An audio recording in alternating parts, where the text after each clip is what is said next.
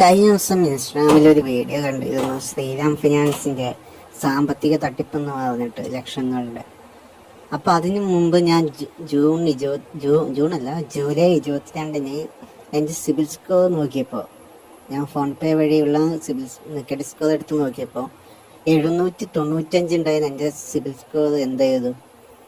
666 മാറി. അതെന്താണെന്ന് ഞാൻ അങ്ങനെ താഴോട്ടുള്ള എന്താണ് സംഭവം നോക്കിയപ്പോൾ, ശ്രീറാം ഫിനാൻസിൽ 28 അടവിൽ 27 എണ്ണം വന്നിട്ടുള്ളൂ എന്ന് കാണിച്ചു. നോക്കുമ്പോൾ മെയ് മാസത്തെ ഇൻഡ് ഒട്ട് വെച്ചേക്കുന്നു, സംഭവം ഡിലേ എന്ന് പറഞ്ഞിട്ട്.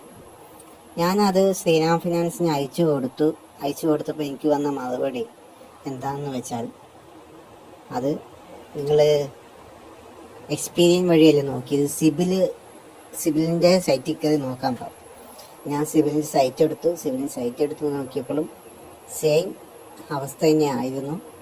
അതിൽ നോക്കിയപ്പോഴാണ് ഞാൻ അതിൻ്റെ അക്കൗണ്ട് ഏതൊക്കെയാണ്, ആക്റ്റീവായ അക്കൗണ്ട്, ലോൺ അക്കൗണ്ട് ഏതൊക്കെയാണെന്നുള്ളത് നോക്കിയപ്പോഴാണ് കാണുന്നത്.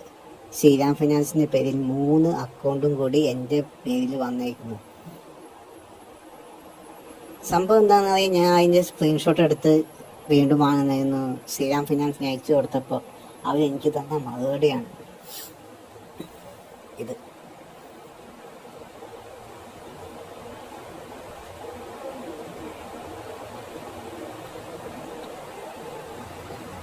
അപ്പോൾ ഞാൻ ചോദിച്ചു, ഒരാഴ്ച കഴിഞ്ഞ് റെഡിയാവുമെന്നാണ് എന്നോട് പറയണേ.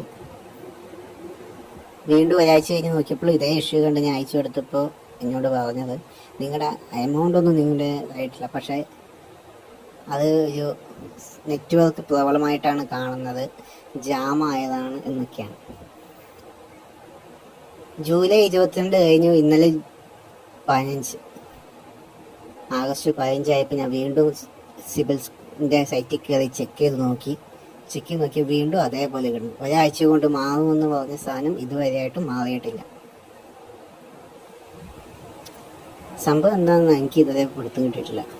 അതിൻ്റെ ഞാൻ കണ്ട വീഡിയോയിലാണെങ്കിൽ കമൻറ്റുകളിലാണെങ്കിൽ അവരുടെ പേരിലും ഉണ്ട്, ഗ്യാരണ്ടറായിട്ട് നിന്ന ആൾക്കാരുടെ പേരിലും വരെ ലോൺ ഉണ്ടെന്നാണ് പറയുന്നത്. എന്തായാലും ഞാൻ ഇപ്പോൾ സ്ഥലത്തില്ല, ഞാൻ നാട്ടിലെത്തിയിട്ട് അവരുടെ ഓഫീസിൽ പോയി കാര്യം അന്വേഷിക്കണം എന്നാണ് തീരുമാനിച്ചിരിക്കുന്നത്.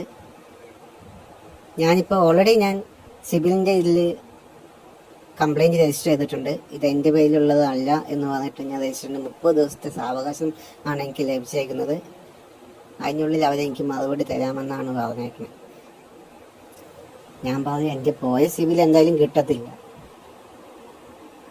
അത് മൈനസായിട്ട് തന്നെയാണ് കിടക്കുന്നത്. 27 ദിവസം ഡിലേ എന്ന് പറഞ്ഞിട്ട് ഞാൻ ശ്രീറാം ഫിനാൻസിൽ അടയ്ക്കുന്ന പൈസയുടെ ട്രാൻസാക്ഷൻസ് ഇവിടെ കാണിച്ചു തരാം.